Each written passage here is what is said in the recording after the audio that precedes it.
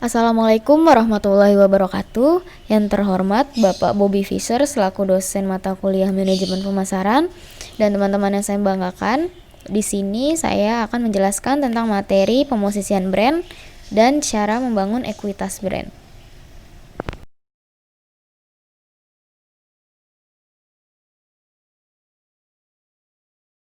Nah, teman-teman, materi pertama yang akan kita bahas itu tentang pemosisian brand atau bisa disebut juga dengan brand positioning. Apa sih pemosisian brand itu? Pemosisian brand adalah gambaran bagaimana suatu brand bisa berbeda dengan para pesaingnya.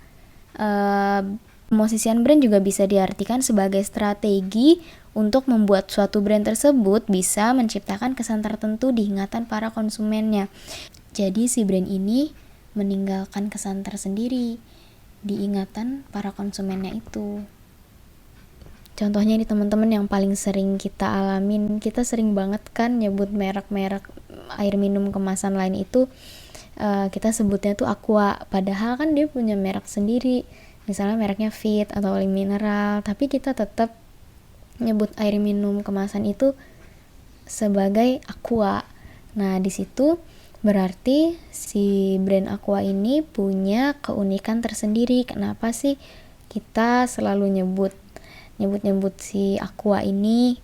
Ya mungkin bisa jadi karena si Aqua ini memiliki kualitas yang baik.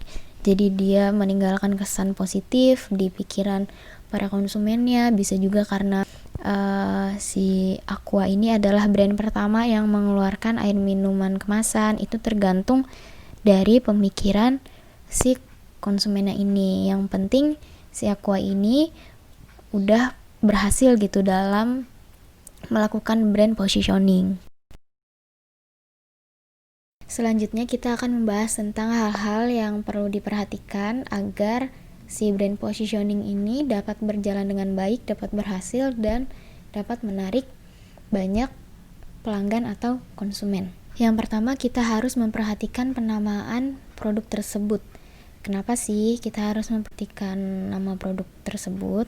Karena walaupun kelihatannya sepele, penamaan produk ini sangat penting karena dia sangat mempengaruhi penjualannya. Dengan kita mencari nama-nama yang unik, mudah diingat, itu akan menjadikan produk kita tuh mudah banget diingat sama para konsumen di luar sana. Alangkah lebih baik jika nama tersebut itu menggambarkan ciri khas dari produk tersebut itu sendiri. Nah, yang kedua adalah kita harus memperhatikan atribut produk. Di sini bagaimana caranya kita membuat si kemasan produk itu semenarik mungkin supaya pelanggan lebih tertarik untuk membeli produk kita. Lalu yang ketiga, kita harus perhatikan harga produknya. Sebelum kita menjual produk kita, kita juga harus survei ke harga pasar di luar sana. Karena di sini kita harus menyesuaikan harga produk kita dengan target pemasaran kita. Tentunya kita juga harus melihat harga-harga pesaing di luar sana yang menjual barang yang hampir mirip dengan produk yang kita buat. Yang keempat adalah produk menurut pesaing. Apa sih maksudnya? Nah, di sini tuh biasanya kan suatu produk itu masang tagline kayak contoh nih, ada kosmetik mencerahkan wajah selama 7 hari. Karena di produk pesaing ini masang tagline-nya mencerahkan wajah selama 7 hari, kita bikinnya mencerahkan wajah selama 3 hari. Jadi, walaupun kita menjual produk yang sama, tapi kita memiliki keunggulan yang lebih atau manfaat yang lebih. Fungsinya adalah supaya si konsumen lebih tertarik ke produk kita. Next, ke materi kedua yaitu cara membangun ekuitas dari suatu brand. Sebelum kita cari tahu bagaimana caranya untuk membangun ekuitas dari suatu brand, kita harus tahu nih ekuitas brand itu apa. Nah, di sini ekuitas brand itu adalah kekuatan dari sebuah merek. Jadi, melalui sebuah merek ini, perusahaan itu bisa menjadi kuat. Dia bisa mengelola aset-aset mereka dengan baik, memperluas pangsa pasar mereka, terus dia juga bisa menetapkan harga premium, dia bisa ngurangin biaya promosi karena kan mereknya udah terkenal. Tentunya karena mereka sudah memiliki merek yang kuat dan sangat terkenal, penjualan mereka pun akan terus meningkat. Bahkan walaupun tidak selalu meningkat, penjualan pun akan tetap terus stabil.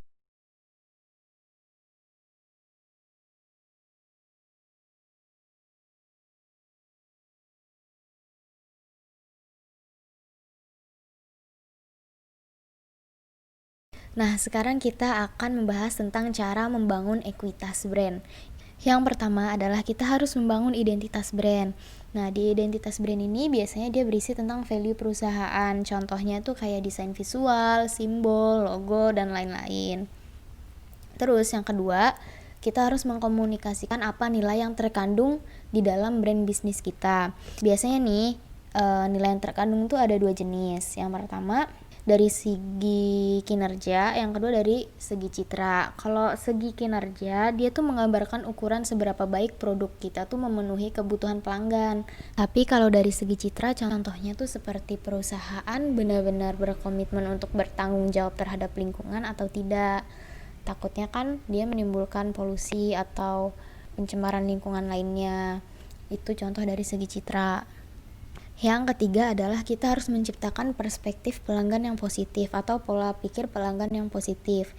Nah, bagaimana sih kita menciptakan perspektif pelanggan yang positif itu? Kita bisa memberikan pelayanan yang baik, terus iklan yang menarik, kita juga bisa memberikan testimoni kepada customer-customer kita. Itu salah satu cara-cara untuk menciptakan perspektif pelanggan yang positif. Lalu yang keempat adalah kita harus membangun ikatan mendalam dengan pelanggan. Nah, ini sangat penting karena dengan kita membangun ikatan mendalam dengan pelanggan, pelanggan itu akan tetap setia dengan brand yang kita jual. Dia akan tetap terus membeli.